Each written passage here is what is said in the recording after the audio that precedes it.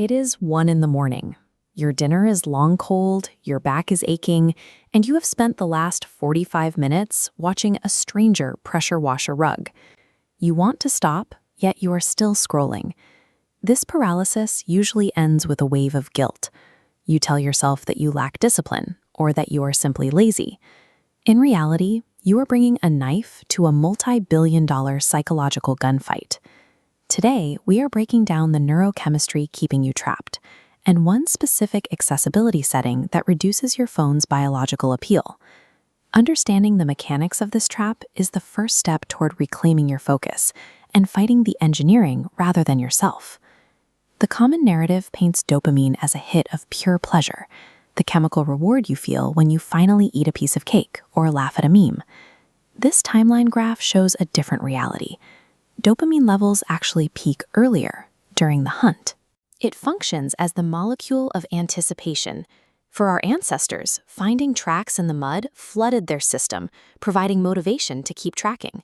Social media developers apply these evolutionary traits to keep you engaged, using specific visual cues to trigger that same search reflex.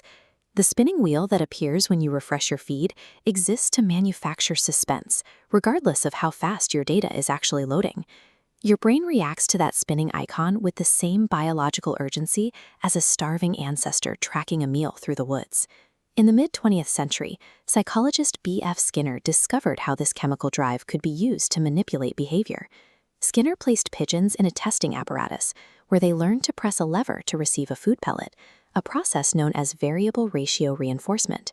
He found that predictable rewards made the subjects lose interest. However, when the food dropped at random intervals, sometimes on the first press, sometimes the 20th, the pigeons became obsessive, hammering the lever until they dropped from exhaustion. This box is the blueprint for the modern smartphone interface. Every time you swipe up, you initiate a cycle. You see a boring post, followed by another boring post, and then a sudden hit of stimulating content. That unpredictability captures your attention at the point of suspense. The occasional win of a great video validates the anticipation of the hunt. It convinces your brain that the next swipe will be even better, forcing you to pull the digital lever one more time. The interface functions as a digital slot machine, designed to tap into these cognitive limits until your focus is depleted. Relying on raw discipline fails, because this reward system is active even when your cognitive reserves are drained at the end of a long day. To counter this, you have to alter the process design of the device itself by removing its visual triggers.